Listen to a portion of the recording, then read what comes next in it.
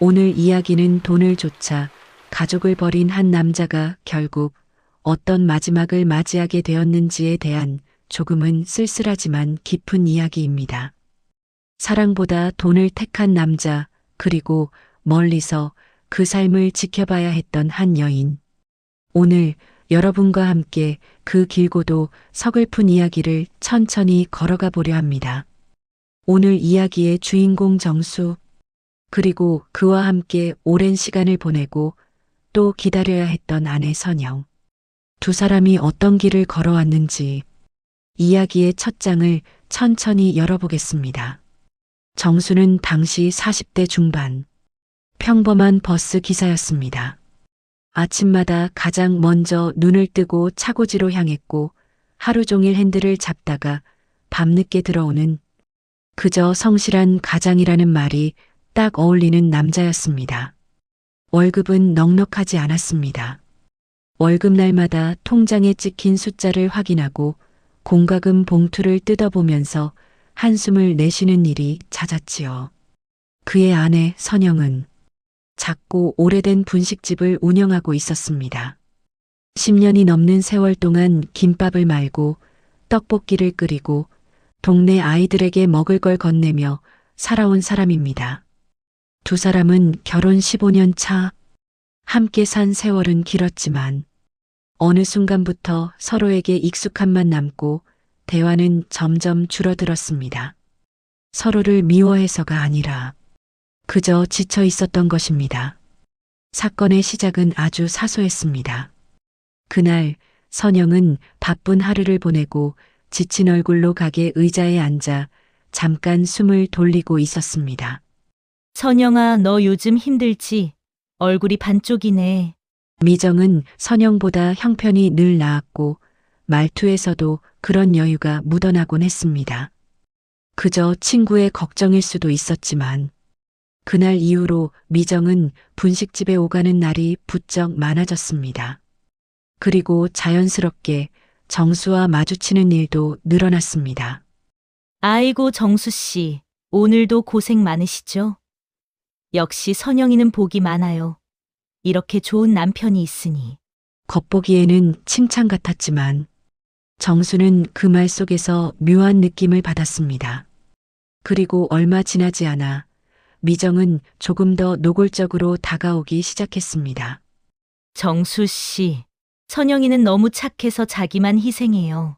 혹시 힘든 날 있으면 저한테 기대도 돼요. 그 말은 마치 물속에 조용히 던져진 돌처럼 정수의 마음속 어딘가에서 잔잔한 파문을 일으켰습니다.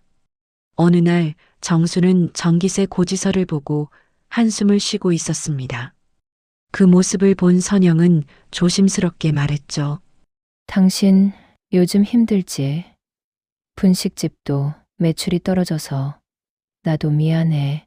선영의 진심은 미안함이 아니라 함께 이겨내자는 마음이었지만 이미 흔들리고 있던 정수에게 그 말은 오히려 부담으로 다가왔습니다. 그럴수록 정수는 미정이 해주던 그 달콤한 말들, 행복해야 한다, 기댈 곳이 필요하다는 말들을 떠올리게 되었습니다. 정수 씨, 사람이 왜 꼭 참으면서 살아야 해요? 조금만 마음을 열면 더 편하게 살 수도 있는데. 그녀의 말투는 늘 따뜻했지만 어딘가 조심스러웠고 또 어딘가 노련했습니다. 정수는 자신도 모르게 그 말들에 기댔습니다. 그리고 결국 어느 추운 겨울밤 정수는 선영에게 아무 말도 없이 집을 나갔습니다. 선영은 긴 밤을 혼자 앉아 기다리고 있었습니다. 그녀는 정수가 돌아오지 않자 불안한 마음으로 수십 번 전화를 걸어봤지만 꺼져 있다는 메시지만 돌아왔습니다. 며칠 뒤 선영은 정수에게 이혼하자는 말을 듣게 됩니다. 내가 뭐 잘못한 게 있니? 갑자기 왜 이러는 건데? 그냥 이제는 서로 다른 길을 가는 게 맞는 것 같아. 정수는 결국 미정과 재혼했습니다. 겉으로 보기엔 훨씬 좋은 환경이었지요. 하지만 그 안에는 따뜻함이 없었습니다. 미정은 정수를 남편이라기보다는 언제든 갈아치울 수 있는 보조도구처럼 대하기 시작했습니다. 돈과 조건을 보고 선택한 관계는 결국 서로에게 의지할 수 있는 기반이 없었던 것입니다. 몇 년이 지나자 정수의 건강이 눈에 띄게 나빠졌습니다. 스트레스와 과음, 불규칙한 생활이 누적된 탓이었지요. 그가 병원에서 검사를 마치고 나오던 날, 미정은 차 안에서 팔짱을 끼고 말했습니다. 아니, 왜 이렇게 몸을 못 챙겨? 병원비도 만만치 않은데. 그 말투는 걱정이라기보다 비용 부담을 싫어하는 사람의 투정처럼 들렸습니다. 정수는 그제야 깨닫기 시작했습니다. 내가 선택한 이 길이 정말 맞았던 걸까? 어느 날 정수는 우연히 지인을 통해 선영의 근황을 들었습니다. 선영은 분식집을 접고 작은 김밥 가게를 새로 차려 다시 일어나고 있다고 했습니다. 정수는 놀라웠습니다. 자기가 떠났는데도 선영은 무너지지 않고 묵묵히 자신의 길을 찾고 있었습니다.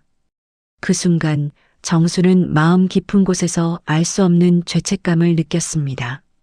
정수가 병세로 인해 일을 쉬는 날이 많아지자 미정의 태도는 더욱 차가워졌습니다.